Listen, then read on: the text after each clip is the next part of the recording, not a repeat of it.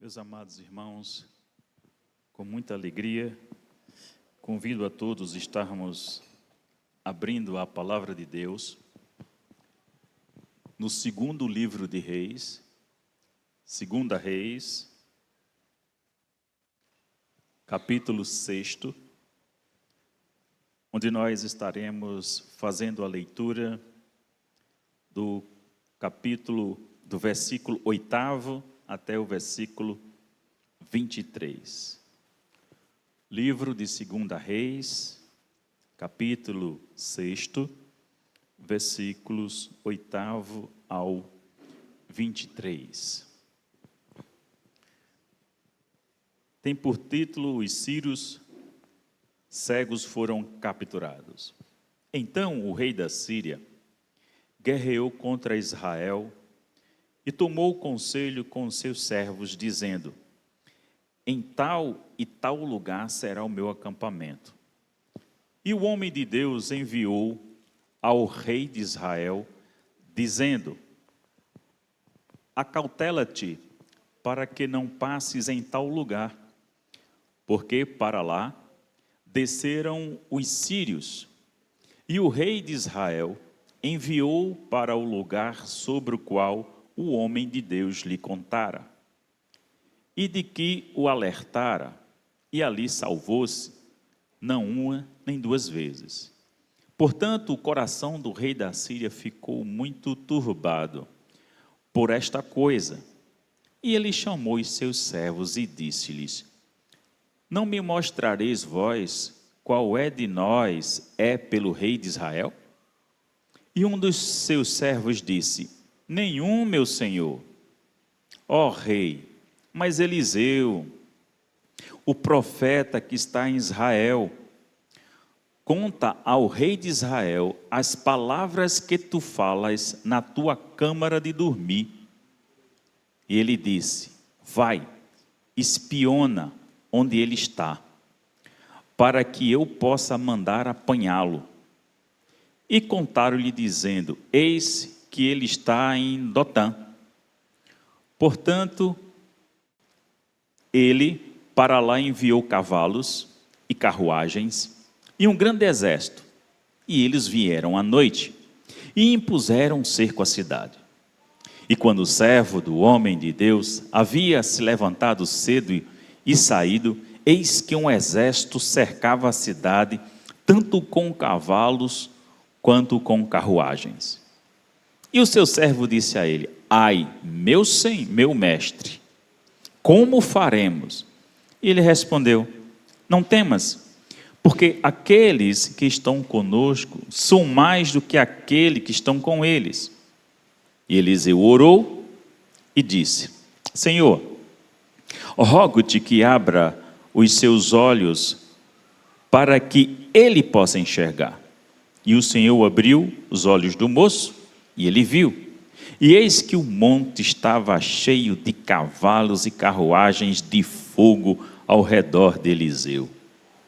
E quando eles desceram até ele, Eliseu orou ao Senhor e disse: fere este povo, rogo-te, com cegueira. E ele os feriu com cegueira, segundo a palavra de Eliseu. E Eliseu disse-lhes: este não é o caminho, nem é esta a cidade. Segue-me, e eu vos trarei até o homem a quem buscais. Ele, porém, conduziu-lhes até Samaria. E sucedeu, quando eles haviam chegado em Samaria, que Eliseu disse: Senhor, abre os olhos destes homens para que possam enxergar. E o Senhor abriu os seus olhos, e eles viram, e eis que eles estavam no meio de Samaria. E o rei de Israel disse a Eliseu quando os viu: meu pai, devo feri-los? Devo feri-los? E ele respondeu: tu não os ferirás. Feririas tu aquele aos que tomastes cativo com a tua espada e com teu arco? Põe pão e água diante deles, para que possam comer e beber, e se vão para o seu mestre. E ele preparou grande provisão para eles, e quando eles haviam comido e bebido, ele os despediu e foram até o seu mestre. Assim, os bandos da Síria não mais adentraram a terra de Israel. Vamos orar? Pai bendito, Pai amado, louvado seja o teu nome, Senhor, pelo privilégio que nós temos de te prestar o serviço de culto, louvor, adoração ao teu nome. Pela alegria, ó Deus, de estarmos enquanto o corpo de Cristo reunidos na casa de oração. Muito obrigado, ó Deus, pelo acesso às sagradas Escrituras. E te rogamos, mediante a ação interna do teu Espírito, que nós não saiamos daqui da mesma forma que nós entramos, mas que nós sejamos tocados, transformados pelo poder vivificador da tua palavra, em nome de Jesus. Amém. Meus amados irmãos, o contexto histórico aqui, nessa situação, de forma mais abrangente, todos nós sabemos que Moisés guiou o povo até a terra prometida. Sabemos que Moisés não entrou na terra e que o ministério segue-se assim na liderança do povo de Deus, Josué. Josué entra na terra prometida, segue-se a história do povo de Deus, chegamos à era dos juízes, temos a história de Ruth, dá-se início também ali ao ministério profético de Samuel. Então nós temos 1ª e 2ª Samuel, onde se estabelece a teocracia, tendo o profeta que está orientando sempre o povo o tempo todo acerca de tudo o que era necessário para a vida cotidiana do povo. E aí depois a gente tem 1ª e 2ª Reis, com estabelecimento da monarquia. Enquanto uma nação única, Israel, tivemos 3 reis, Saul, Davi e Salomão. E após os pecados de Salomão, o reino ele é dividido em Reino do Sul, Judá, com sua capital, Jerusalém, e o Reino do Norte, Israel, com a capital, Samaria. Então nós temos esse contexto, de um modo geral, para a gente entender um pouco a chegada dessa narrativa histórica que nós temos aqui. Essa semana nós comemoramos 508 anos da Reforma Protestante. Muito comum, e creio que muitas das igrejas no dia de hoje estejam fazendo alusão a esta data comemorativa, como também é possível que se estejam pregando sobre os 5 pontos do calvinismo ou alguma doutrina em específico. Mas o pilar, vamos assim dizer, doutrinário da Igreja Reformada, da Igreja Presbiteriana do Brasil, é exatamente a soberania de Deus, que é um dos seus atributos. E nessa noite nós gostaríamos de ver acerca de alguns atributos de Deus que são revelados nessa narrativa histórica. Então, em primeiro lugar, meus irmãos, dos versículos 8º ao 12, nós temos aqui a onipresença de Deus. O escritor Arthur W. Pink, em seu livro Os Atributos de Deus, ele diz o seguinte: quando volvemos os nossos pensamentos para a eternidade de Deus, sua imaterialidade, sua onipresença, sua onipotência, vemos que todas elas transcendem nossas mentes. Isto é um fato. E é exatamente isso aqui que acontece no texto, principalmente com o rei da Síria. Ele fica perturbado, ele fica incomodado, ao ponto de que ele chama seus servos, ele pergunta: alguém aqui é um agente secreto de Israel?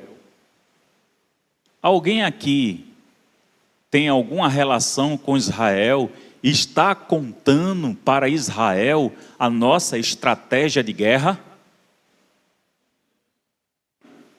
Porque como é que poderia? Como? Que explicação plausível seria que todo o seu plano, toda a sua tática de guerra, toda a sua emboscada deu errado? Não uma, mas mais de uma vez. E ele fica sem entender o que é que está acontecendo. Não, só pode ter alguém aqui que é o famoso X9, alguém que está entregando a nossa... Tem agente duplo aqui que está levando para Israel as nossas informações e eu não estou tendo sucesso na minha campanha militar. E aí um dos moços chega e diz: não, ninguém aqui é a favor de Israel, não. Somos todos contigo, rei. Só que tem uma coisa, tem esse rapaz aí, Eliseu,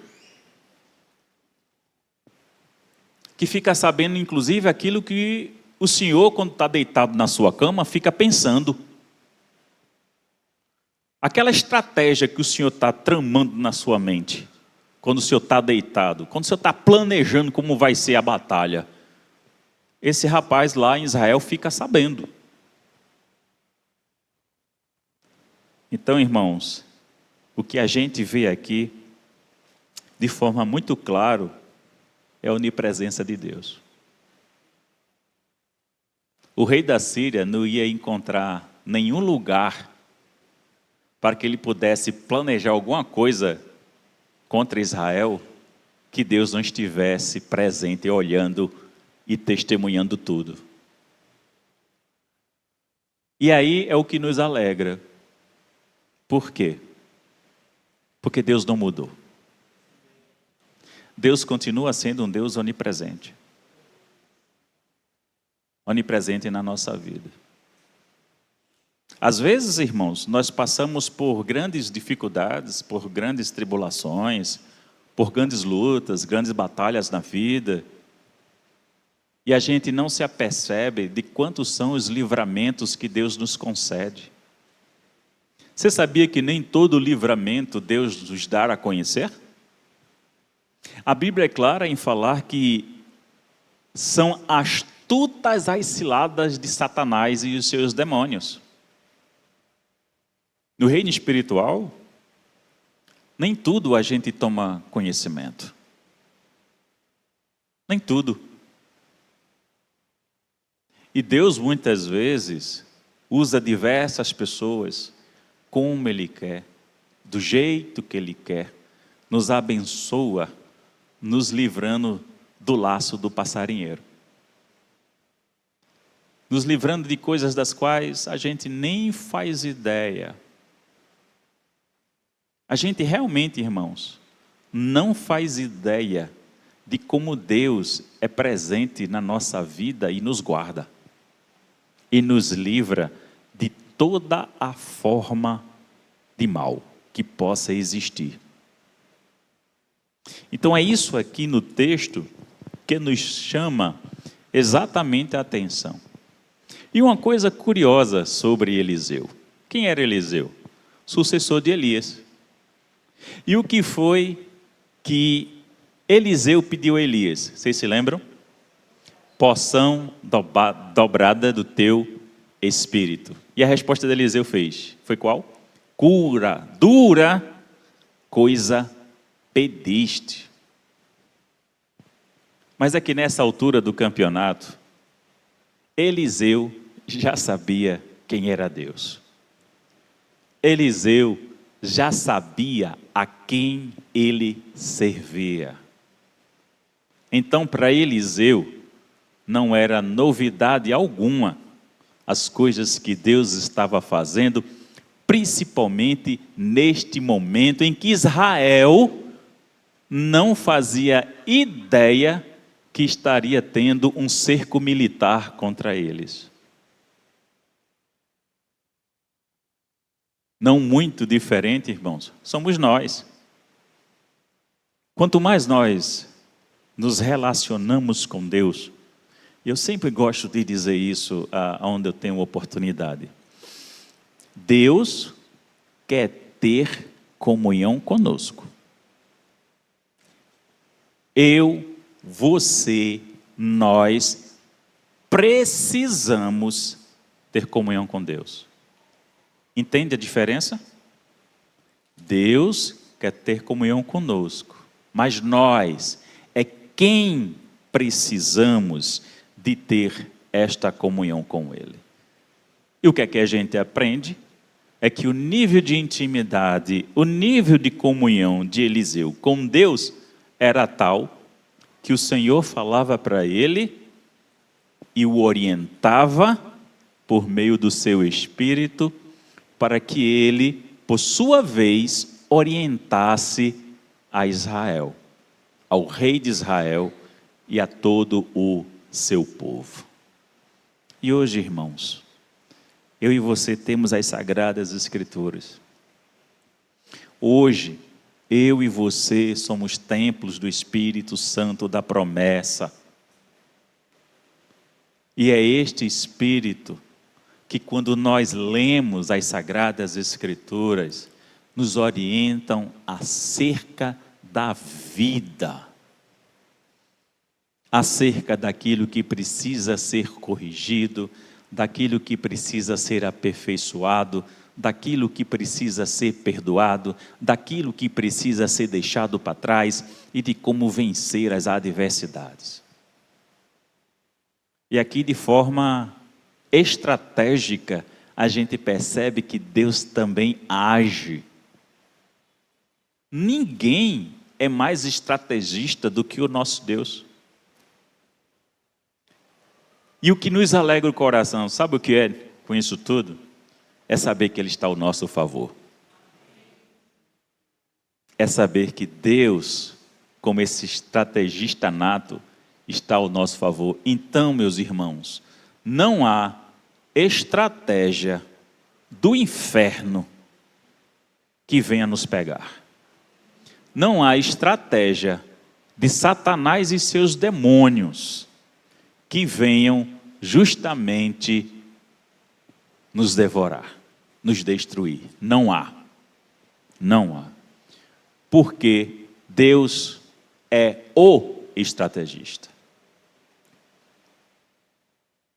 Então nós nos alegramos, porque a palavra é clara em nos ensinar que em Cristo Jesus somos mais que vencedores, não é verdade?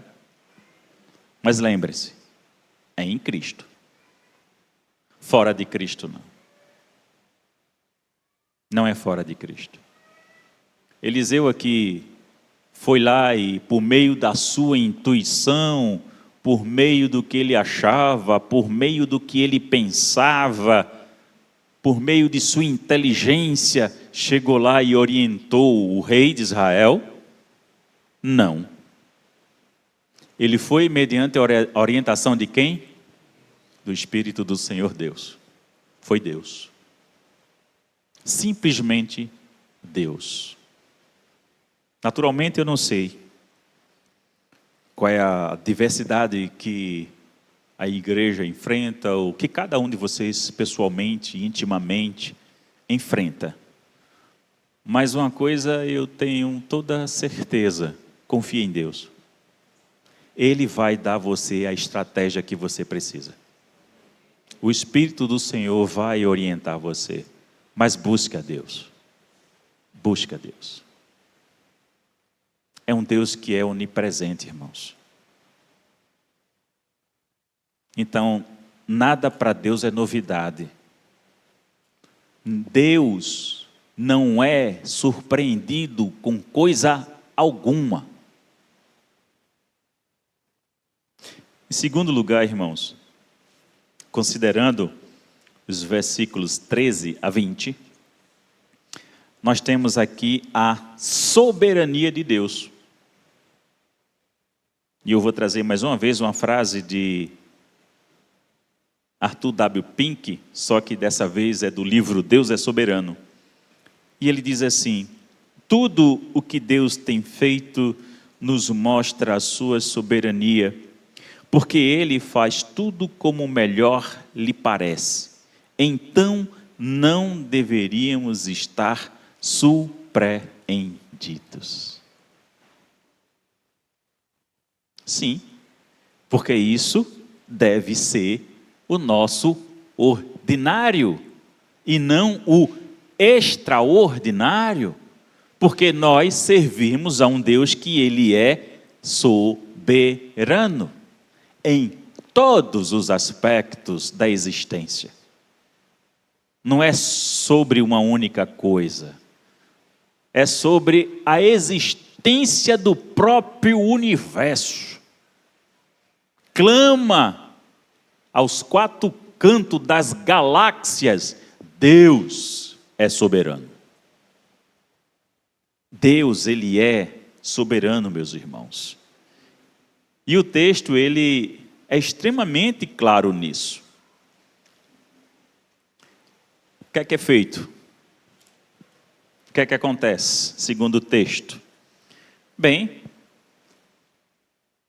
o rei da Síria, em sua estutícia, em sua mentalidade limitada, pequenina, tem a solução para o problema?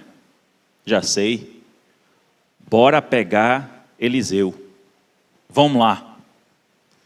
A gente vai. Ele está onde? Em Dotã, literalmente a 14 quilômetros de Samaria. Eu acho que talvez seja uma distância daqui a Camaragibe, né? Mais ou menos isso, creio eu. Então imaginem, né? De carruagem, a cavalo ou andando, marchando. Porque foi uma boa parte do exército cercar a cidade para pegar Eliseu. E aí o povo foi. Não sei quanto tempo chegaram, em quanto tempo se chegou lá, o texto não nos narra. Mas aí é um fato curioso a gente observar a obstinação do rei a pensar que iria obter sucesso. Irmãos, vejam como é a mentalidade do ímpio. Avalie bem. O rei já estava sabendo que Eliseu sabia, por parte do Deus que ele servia, que até o que ele estava na mente dele deitado na cama, ele tomava conhecimento, não é? Agora, veja como é tão presunçoso. Vou lá pegar ele. Ele não pensou em nenhum momento que, se eu for lá, esse Deus também vai dizer para ele que eu estou indo, né? Ele pensou nisso? Não.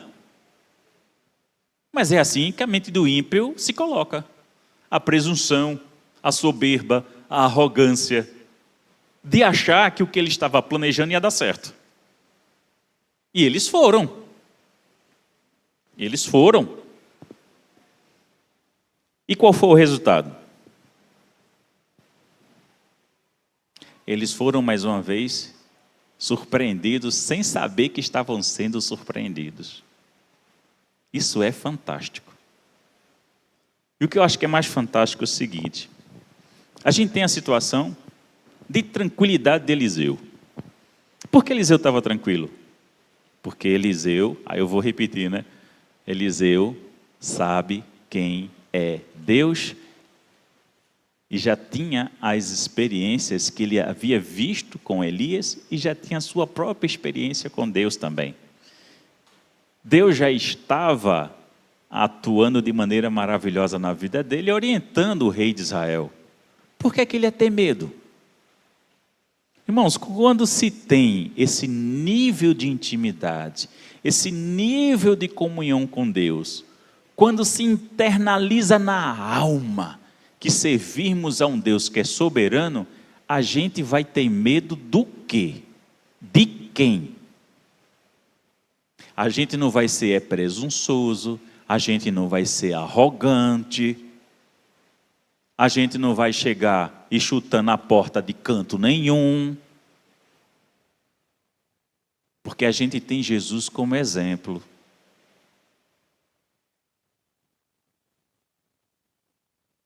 E o maior e melhor exemplo a ser imitado e seguido é nosso Salvador. Então aqui, o servo ficou com medo. Aí eu fico pensando, se fosse Eliseu e Elias, Eliseu não estaria com medo. Mas aqui o servo dele se assustou. Seu discípulo, né? Se assustou. Ficou nervoso, ficou agitado, a cidade está cercada. E agora? Eliseu tranquilamente, fica tranquilo. Maior é quem está conosco. Simplesmente isso. E aí, para tranquilizar o coração de seu servo, o que é que Eliseu faz? Ora. Senhor, abre os olhos dele. E o Senhor abre. O que é que ele vê? Carruagem, cavaleiros de fogo ao redor de Eliseu. Uma quantidade maior do que o exército da Síria presente.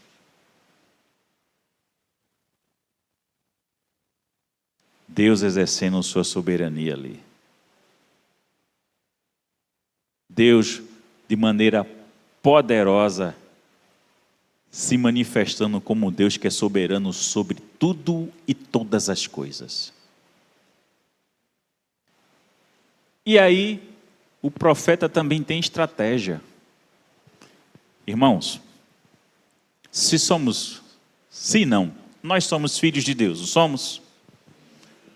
Tivemos um encontro com Cristo? Amém.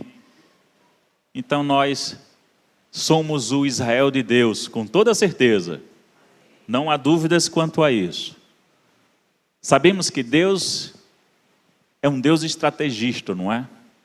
Como seus filhos, os crentes também precisam ser. Mas as nossas estratégias, elas são traçadas de joelhos no chão. É por meio das orações. Por quê?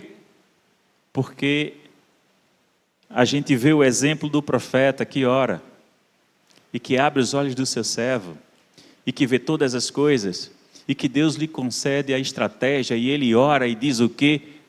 Senhor, fere esse povo de cegueira. Não muito diferente, meus amados irmãos. É Deus também nos guardando e ferindo de cegueira os demônios. Ferindo de cegueira as pessoas ímpias, perversas, malignas, que se levantam para fazer o mal contra nós. Mas qual foi a estratégia de Eliseu? Oração. Orar, isso mesmo. Mas deixa eu lhe dizer, a carne não gosta não, viu? A carne detesta. Se preocupe não, que uma das grandes estratégias de Satanás nesse século é distração.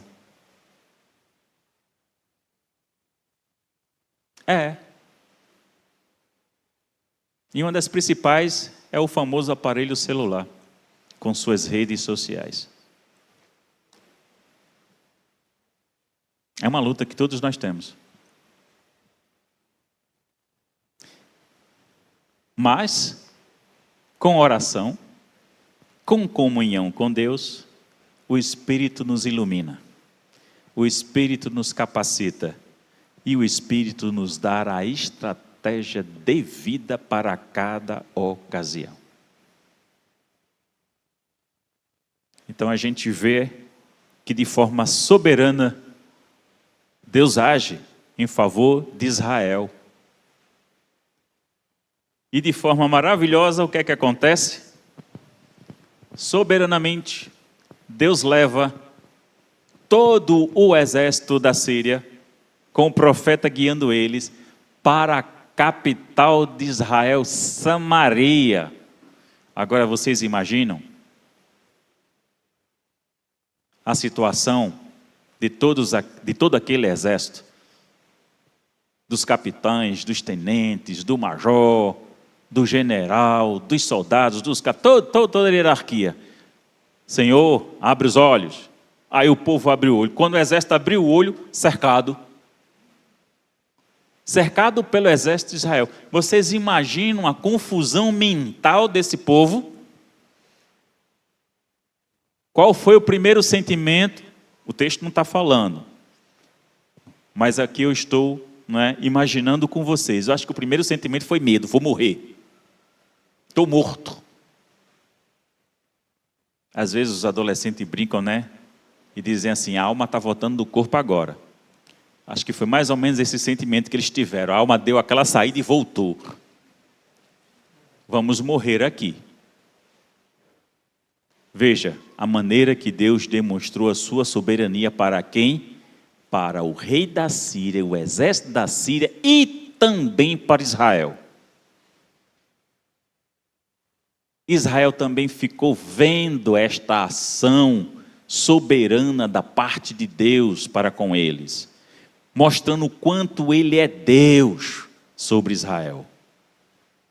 E a maneira maravilhosa e fantástica que Deus justamente guardou Israel e entregou em suas mãos o exército inimigo. Se nós caminharmos da mesma forma em orações, os inimigos também serão colocados aos estrados dos nossos pés. E nós iremos seguir em frente. Porque lembre-se de uma coisa importante. Não somos nós que vamos exercer justiça sobre nossos inimigos, não, viu? Não somos nós, é Deus. Por quê? Em último lugar, o que é que nós aprendemos com Deus? Qual atributo a gente agora aprende com essa lição, com esse texto? A misericórdia de Deus. A misericórdia de Deus. Mais uma vez, citando Arthur W. Pink, do livro Deus é Soberano, ele diz o seguinte: Ele é soberano no uso de seu poder e na doação de sua graça e misericórdia.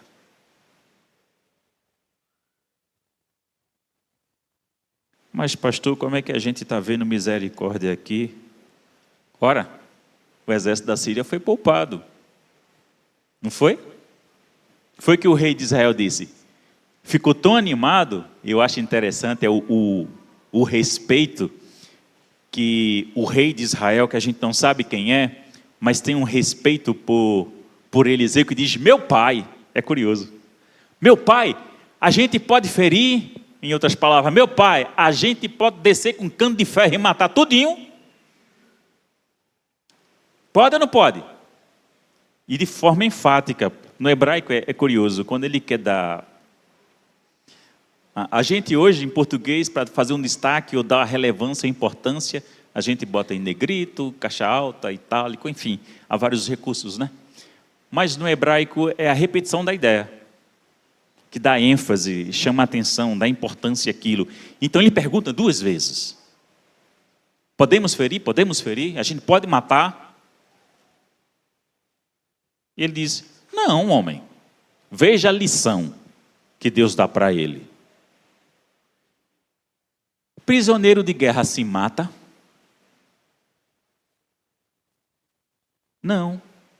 Até hoje é assim. O exército que é vencido, que é preso, ou que se rende, ele não é assassinado. Uma coisa é enquanto se está trocando ali a batalha, bala vem, bala vai, granada vai, morteiro vai e vem. Isso aí a gente sabe que aí vai morrer muita gente. Mas quando é pego, a preferência não é matar, e sim prender. Então, uma vez que está preso, é mantido vivo. E aí o rei ficou tão animadinho com a história que ele queria matar. Calma.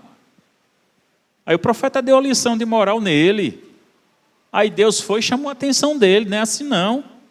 O soberano sou eu, e eu sou o mesmo Deus que, além de ser onisciente, onipresente, soberano, todo-poderoso, eu sou misericordioso também. Por isso que ele chama a atenção. Você vai ferir um prisioneiro de guerra? Não, não vai. Lógico que não.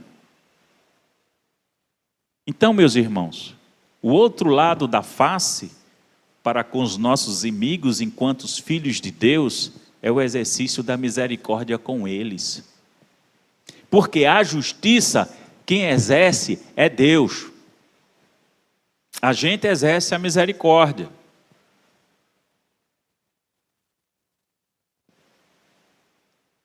Mas a justiça é o nosso Deus soberano.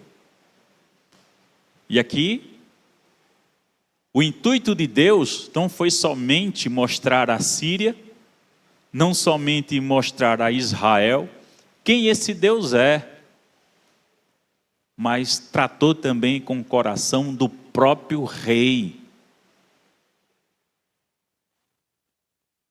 Tratou também com o coração da própria liderança do povo de Israel. E aí a gente vê Deus exercendo a misericórdia de maneira tão maravilhosa que fez o seguinte: olha, dá de comer a todo mundo, dá de beber. Por quê? Lembra que eu falei da distância de 14 quilômetros de Dotã até chegar lá na Samaria? O povo estava cansado, é uma distância muito grande. Estavam lá, marchando. Quem estava em cavalo, carruagem era uma coisa, mas a maioria do exército não está assim. Estava todo mundo marchando. Então chegaram exaustos, cansados, com fome, com sede, e Deus mostrou que é aquele Deus que também provém a necessidade de todos.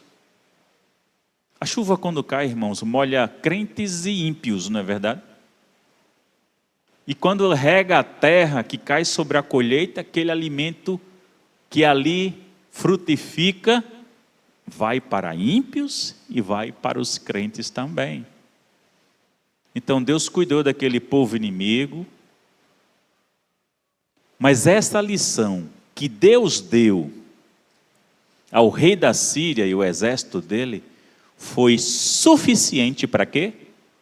Eles irem embora e nunca mais voltarem. Por quê? Porque eles descobriram que não tinha como lutar, guerrear contra Israel, tendo um Deus que é exatamente onipresente e soberano.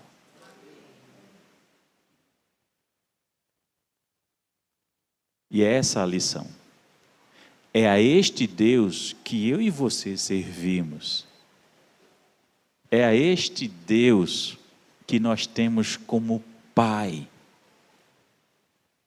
E eu queria, irmãos, fazer algumas sucintas aplicações sobre esses três atributos de Deus: a sua onipresença, a soberania e a sua misericórdia. Vai parecer repetitivo, mas vocês vão entender.